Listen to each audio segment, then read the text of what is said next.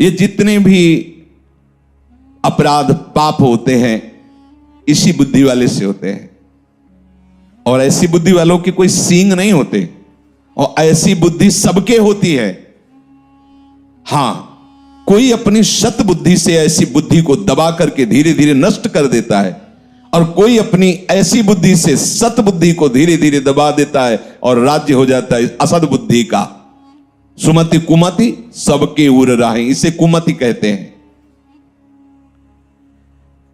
जिस काम से मुझे सुख मिले, लाभ मिले, सुविधा मिले, संपत्ति मिले, वो मुझे काम करना है, वो कर्म करना है। चाहे हिंसा हो, चोरी हो, व्यभिचार हो, चीना झपटी, कुछ भी। और बहुत से लोग मेरा अनुसरण करें, जैसा मैं कहूं वैसा करें। इस विचार के साथ जो कार्य करता है वो दुर्गति को प्राप्त होता है। अभी वर्णन हुआ सदगति का। कर्मण्येवाधिकारस्ते मा फलेषु कदाचित्, तुम फल की कदापि चिंता मत करो, फल को हेतु मत मानो, केवल कर्तव्य कर्म का आज्ञा पालन, सीधे भगवत प्राप्ति। कोई विघ्न नहीं, कोई परीक्षा नहीं। परीक्षा उसकी होती जो विद्यार्थी होता है, जो समर्पित अपना बच्चा होता है, उसकी परीक्षा नहीं होती। इसीलिए भगवत रसिक जी ने कहा, कै बच्चा के पेट और घट करे बिना, बच्चा बन गए। जो पढ़ाकू हैं उनकी परीक्षा होती है। हम पहले ही कह रहे हैं बुद्धिहीन है, अजितेंद्रीय है, नाथ जैसे भी हैं, पर आपके हैं, वहां परीक्षा नहीं होती, ध्यान रखना। वहां जहां यही होता है मैं जितेंद्रिय हूं, मैं बुद्धिमान हूं, मैं ज्ञानी हूं, तो फिर वहां परीक्षा दिया जाता है, हल करो ये प्रश्न। ऐसे लोगों के बहुत से विरोधी बन जाते हैं और वो ऐसे दुर्गति के जाल में फंसता चला जाता है, निकलना मुश्किल होता है। कैसे लोग? मुझे सुख भोगना है, मस्त रहना है, चाहे दुनिया में आग लगे, पहली बात। दूसरी बात, जिन लोगों को ये विचार रहते हैं, अरे किसने देखा है भगवान को, मरने के बाद क्या होगा किसने देखा, ये सब गपोड़ बातें हैं, ना लोक है ना परलोक है ना भगवान है, मौज मस्ती लो। ऐसा भी कर्तव्य कर्म का पालन नहीं कर सकता जिसके ऐसे विचार है, ना भगवान पर विश्वास है, ना लोक पर विश्वास है, ना धर्म पर विश्वास है। ऐसा स्वेच्छाचारी मनुष्य राक्षसी कहा जाता है। दूसरी जो सूत्र वृत्ति बताई गई, यह भी राक्षसी वृत्ति है। यह किसी भी पाप कर्म में उतर सकता है, जैसे ऊपर वाला भी ऐसे दूसरा भी, क्योंकि ना भगवान का भय है, ना उससे शास्त्र का भय है। शास्त्र का भय होता है, उसमें लिखा है कि ऐसा नहीं करना, भाई मैं नहीं करूंगा, उसमें लिखा है ऐसा। वो संत कह रहे थे मैं ऐसा नहीं कहूंगा, वो गुरुदेव मैं ऐसा नहीं करूंगा, मैं ऐसा नहीं देखूंगा, मैं ऐसा नहीं बोलूंगा, क्योंकि संत कह रहे थे, गुरुदेव कह रहे थे, शास्त्र कह रहे थे, वही बच पाता है। लेकिन ये ऐसी बुद्धि वाले बहुत लोग मिलेंगे, कहां भगवान कहां लोक पर लोग, सब गपोड़ बातें, ओ मर के नरक जाना है, स्वर्ग जाना है, अरे सब मस्ती लो। ऐसा मनुष्य स्वेच्छाचारी हो जाता है, किसी भी पाप कर्म में वो भयभीत नहीं होता। बुरे कर्म का फल परलोक में जाके दुख भोगना सब गपोड़ मानता है, सब गप है, कहीं कोई नहीं। ऐसे जो भाव वाला होता है वो प्रगट में और छिपकर दोनों प्रकार से भरपूर पाप कर्म ही केवल करता है। ऐसे लोगों के संग से भी बचना चाहिए जिनका अभी परिचय दे रहे हैं। जो लोग अपने अस्तित्व को मिटा देते हैं पाप कर्म में, उनके अंदर विवेक नहीं रह जाता, बुद्धि नहीं रह जाती, बहुत ही नीच कोटि, मतलब शब्द ही नहीं उनके लिए। क्योंकि किसने देखा भगवान को, किसने देखा लोक परलोक को, मनमानी आचरण, कोई भी पाप प्रवृत्ति करने में उनको शर्म नहीं लगती। ऐसा तीसरा, ऐसे लोगों को बिल्कुल संग नहीं करना चाहिए जिनका परिचय दे रहे हैं। मेरा कोई क्या बिगाड़ लेगा, मेरा कोई क्या बिगाड़ लेगा, ऐसे संसार का बहुत अहित करने वाले वृत्ति के लोग होते हैं। बहुत अहित कर, मेरा कोई क्या बिगाड़ लेगा, मैं जो करूंगा जो करूंगा। किसी से ये ठीक से बात भी नहीं करते, ऐसे लोग अहंकार से भरे रहते हैं। अभिमान के कारण इनकी शत्रुता ही बढ़ती रहती है। अपने बंधु बांधवों का भी ये हित नहीं कर सकते। ऐसे स्वभाव वाले लोग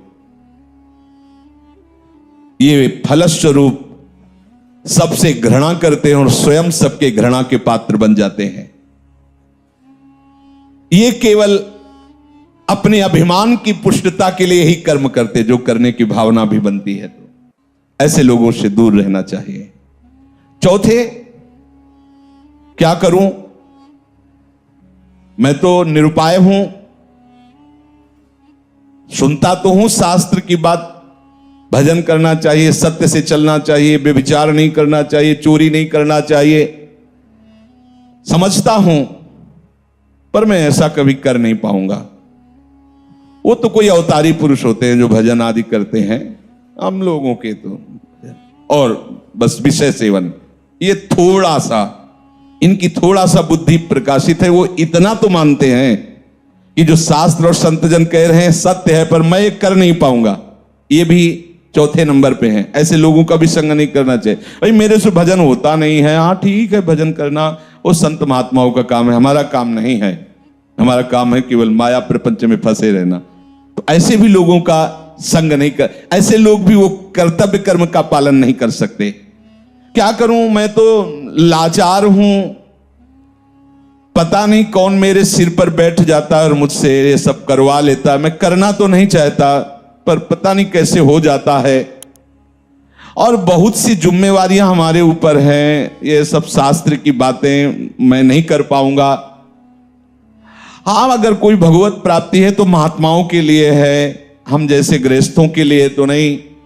और फिर भगवान को लेकर भी हम क्या करेंगे, बुद्धि है। अगर भगवान मिल भी जाएगा तो करेंगे क्या यार, न पत्नी है न पुत्र है, केवल भगवान है, तो क्या करेंगे हम। बुद्धि है, उतना ही विकास है। अब हमें तो केवल अपना जीवन यापन करना है, अपने परिवार का पालन पोषण करना है। ये शास्त्र की बातें और भगवत प्राप्ति और भजन ये सब हमसे नहीं हो पाएगा। क्या करूं, मैं निरुपाय हूं, मुझसे ये सब नहीं हो सकता। ये चौथे प्रकार के लोग। पांचवें प्रकार के, मैं क्यों किसी का हित करूं, किसी से प्रेम करूं, सब मुझसे घृणा करते तो मैं सबसे घृणा करूंगा, देखते हैं कौन क्या बिगाड़ लेता है। ऐसी बुद्धि के होते हैं। ऐसी हीन भावना अपने अंदर भर लेते हैं कि सबको दुख देते रहते हैं, वाणी से, चेष्टा से। वो एकदम जल्द, सोचो कैसी स्थिति होगी। और ऐसे है, दर्शन होते हैं, हाँ ऐसे है। अगर होते तो लिखा कैसे जाता शास्त्रों में। वो इतनी घृणा दूसरों से करने लगते हैं कि उनको अपना भी जीवन भार लगने लगता है। जैसे आत्महत्या आदि ऐसे निंदनीय कार्य जो करते हैं, लगभग ऐसे ही स्वभाव से। जब दूसरों का बहुत हित किया जाता है तो अपनी बुद्धि खुद निर्णय कर देती है कि इससे अच्छा है मर जाओ, और वो ऐसा उपाय करने लगता है कि यार वो एकदम निराश, एकदम हताश, अपने ऊपर घृणा आ जाती है। ऐसे लोग कुछ मिनट में आपके सारे सत्संग पर पानी फेर सकते हैं, ध्यान रखना। इसीलिए भगवान राम के वचन है, बर भल बास नरक करताता, दुष्ट संग जनि देव। भले नरक का बास मिल जाए, लेकिन ऐसे दुष्टों का संग ना मिले। छठवां, क्या करूं, मैं तो बस दुख भोगने के लिए पैदा हुआ हूं, सब सुखी हैं, मेरे ही हिस्से में पूरा दुख दिया। नहीं बजता भगवान को, चलूंगा विरोध में चलूंगा, और कितना दुख देंगे। वो और उत्साहित होकर पाप कर्म करता। बुद्धि देखो कैसे प्रेरित करती है। बड़ा चिड़चिड़ा स्वभाव, नाक में गुस्सा, कोई बोल दे तो पीटने का भाव, एकदम ऐसे मिलते हैं। मैंने देखा संसार में कोई हमारा नहीं, सब हमें दुख देने के लिए तैयार। तो मैं किसी को सुख क्यों दूं, बख्शूंगा नहीं। अगर कोई छेड़ेगा तो समझ लो एकदम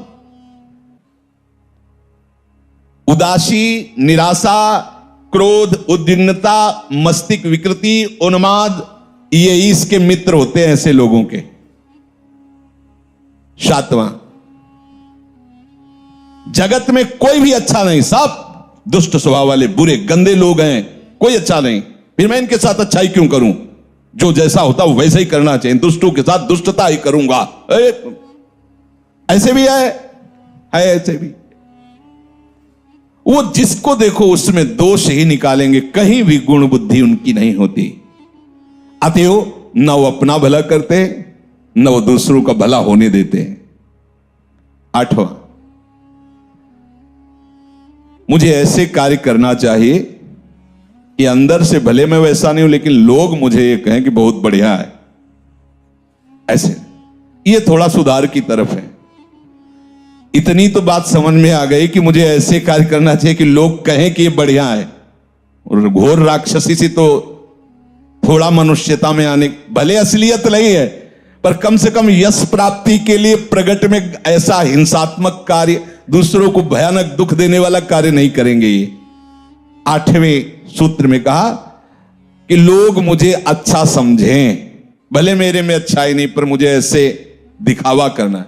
भैया ऐसे ही हो तो भी चलेगा, कम से कम दिखावे के लिए ही सही। किसी की हिंसा न करे, किसी की चोरी न करे, किसी के व्यभिचार न करे। वो उनका असलियत भाव नहीं, पर वो दिखावे के लिए सारा नाटक करना चाहते हैं। 9 नंबर, कहते हैं कि वैराग्य ले लो, राग मत करो, भजन करो जा करके। अगर मैं घर से निकल जाऊं तो सब चौपट हो जाएगा, मेरे द्वारा ही ये घर चलता है। ये भी उसी पंक्ति में है जिनका संग नहीं करना चाहिए। 10वां, अपने को तो बस वही उपाय करना है कि बड़ी शौकीनी से, विलासिता से, आराम से जिंदगी कटे, बस मुझे वही करना है। तो ऐसे लोगों का संग अपने कर्तव्य का पालन करने वाले उपासक को कभी नहीं करना चाहिए, क्योंकि इनके संग से तुम्हारी दबी हुई जो कुमति है, कोई ऐसा न समझे कि मेरे अंदर कुमति नहीं, कुमति सुमति सबके उर राहें। बस जहां अवसर मिला सत्संग का तो सुमति बढ़ी और कुमति को दबा करके धीरे धीरे उसको नष्ट कर देती है। वो महात्मा बन जाता है। जहां सुमति तहां संपत्ति नाना, और जहां कुमति तहां विपत्ति निदान। और जहां कुसंग मिला, सुमति को दबा करके कुमति इतनी बढ़ जाती है कि इस गली में आने के लिए राजी नहीं करेगी। क्या सत्संग, कुछ नहीं, कुमति बढ़ जाती। इसलिए भगवान आदेश कर रहे, कर्मणि वाधिकारस्ते मां फलेषु कदाच। सच्ची मानो, यदि तुम फल की इच्छा नहीं करोगे तो ऐसा फल मिलेगा कि निहाल हो जाओगे। अगर फल की इच्छा करके करोगे तो तुम क्या मांग सकते हो? अगर किसी बादशाह के पास गांव के एक गरीब आदमी को भेजा जाए, आप लोगों ने गांव की जिंदगी शायद ना देखी हो, हमने देखी। मिट्टी का घरौंदा, ऊपर से कुस का छप्पर, मेहनत करके आ रहे, 4 रोटी प्याज ऐसे हाथ में लेके खा रहे, एक फटी सी रजाई, पूरा परिवार उसी में। वो दिखा है, वो भी रोटी वो मेहनत करके ला रहे हैं ऐसे। अब उस आदमी को एक बादशाह के सामने पेश किया जाए, जो चाहो मांग लो, वो क्या मांगेगा? बहुत ये कहेगा कि हमारा घर पक्का बन जाए, और हिम्मत करेगा डरते हुए तो साल भर के लिए भोजन व्यवस्था कर दी जाए। वो क्या मांगेगा? अगर बादशाह के ऊपर छोड़ दे कि हुजूर आप जो चाहें, तो वो अपनी लेवल से सोचेगा। वो जब सोच के देगा तो तुम्हें जो मांगना भी नहीं आता था वो अपने आप सब प्राप्त हो जाएगा। ऐसे चतुर सुजान भक्तों से जब भगवान ने कहा है कि वरम ब्रूहि, वरदान मांगो, ये होता क्या है प्रभु वरदान? कई ऐसे चतुर सुजान भक्त हुए हैं जिन्होंने भगवान को फंसा लिया। जो इच्छा हो, तो प्रभु मांगना ही नहीं आता, मतलब मांगे तो क्या, हमें कुछ समझ में ले, आपको जो अच्छा लगे आप दे दीजिए। अब आप ये थोड़ी कहेंगे कि ब्रह्मलोक ले लो या स्वर्गलोक ले लो, क्योंकि वो जानते हैं सब माया के द्वारा रचित है। तो फिर आप क्या करते हैं? अविरल भक्ति प्रदान करके उसके अधीन हो जाते हैं। ये बहुत बड़ा रहस्य है। एक छोटा सा भी कर्म आपको भगवत प्राप्ति करा देगा। समय नहीं पर हम कुछ क्षण की बात बता रहे हैं, अपने जीवन की घटना। काशी में तुलसी घाट में ऊपर ऐसे बैठे हुए थे, युगल किशोर पास बैठे थे, ये कुछ प्रसाद लाए थे पाने के लिए। इतने में वर्षा शुरू हुई, दूर दृष्टि गई तो देखा 80 घाट उस समय कच्चा था, अब सुनते हैं पक्का हो गया। तो उस कच्चे में पूरा पानी बह करके ऐसे वहीं से निकलता। और एक आदमी पड़ा था ऐसे, तो युगल किशोर से कहा ये मुर्दा है क्या? क्योंकि काशी में मुर्दा कोई आश्चर्य वाली बात नहीं होती, जैसे लकड़ियों के टाल होते हैं ऐसे वहां मुर्दे का क्रम रखा होता है। अखंड चिता जलती रहती है, अखंड चिता। दशाश्वमेध घाट में सैकड़ों चिताएं जलती ही रहती है, महाश्मशान जलती ही रहती। वहां मुर्दा कोई खास बात नहीं होती। अरे मुर्दा वह तो एक साधारण बात है, चिता भस्मा लेपो गरल मसनम, वो महादेव की नगरी। उनका नहीं महाराज, मुर्दा नहीं, इसे कुष्ठ रोग है, चल नहीं पा रहा। हम कहा यार पानी वर्षा अभी आ रहा है और ये तो बह के गंगा में। अरे बोले काशी है बाबा। ऐसे कैसे सामने देख रहे हैं यार, वो जिंदा है। वो उठे और सीढ़ियों, बहुत ऊंची ऊंची सीढ़ियां हैं, सीढ़ियों से उतर करके जेले गए तो काफी पानी आ चुका था। वो बस ऐसे गर्दन लेटे हुए थे ऐसी जगह, और ताकत थी उस समय, तो ऐसे उठाया उनको, सीढ़ियों से चढ़ते एक बारंडा टाइप था बीच में, वहां ले गए। तो कुछ संत जन बैठे थे जो ऐसे ही घाट में रहते। इसको क्यों ले? ये गति आपकी भी हो सकती है, हमारी भी हो सकती, आपको ऐसा नहीं कहना चाहिए। और थोड़ा आवेश में बोले तो शांत उनको लिटाया और अपने वस्त्र से ऐसे। तो उनकी जो दृष्टि उस समय हमें प्राप्त हो रही थी वो हम बता नहीं सकते आपको।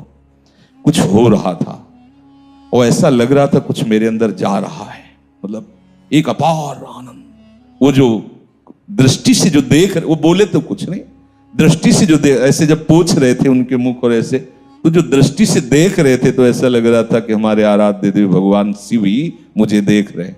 और जब जाने लगे तो ऐसे हाथ ऐसे जैसे ऐसे ऐसे, बस वहीं उसी घाट में स्मरण हुआ कैसा होगा वृंदावन। उसी घाट में संत आते हैं और हमें रास में ले जाते हैं, और वहीं से भूमिका बनती है वृंदावन की। और ये सब एक छोटा सा निष्काम कर्म आपको ऐसी महान वस्तु दे सकता है जो किसी भी साधना से नहीं मिल सकती। इसलिए हमारे सिद्धांत में वाणी में लिखा हुआ है, सुख देवे को चाव। ये बहुत बड़ी बात है। ये सकामी पुरुष नहीं समझेंगे कि अरे क्या, अरे ये महाफल की प्राप्ति कर, सीधे प्रभु को अधीन, सीधे प्रभु का साक्षात्कार, सीधे प्रभु का प्रेम। इसलिए इस बात पर विचार कीजिए, कोई भी कर्तव्य कर्म फल की आकांक्षा मत रखिए। जो आपको जैसे सेवाएं मिली हैं, जो भी घर गृहस्थी की, व्यापार नौकरी की, श्री जी की जो भी सेवा, ये सब केवल प्रभु की आज्ञा है ऐसा मानकर, गुरु आज्ञा शास्त्र आज्ञा की। तो आपकी गृहस्थी सेवा भी, आपको अभी जो चरित्र सुना रहे को अपना सेन जी अपना ही कर्म कर रहे, सुपज वाल्मीकि अपना कर्म कर रहे, सब अपने, सदन जी अपना कर्म कर रहे, उसी से उनको भगवत प्राप्ति हो रही। भगवान नाम स्मरण, भगवत भावना से किया हुआ प्रत्येक कर्म भगवत प्राप्ति कराने में समर्थ है। शेष चर्चा आगे। श्री राधा।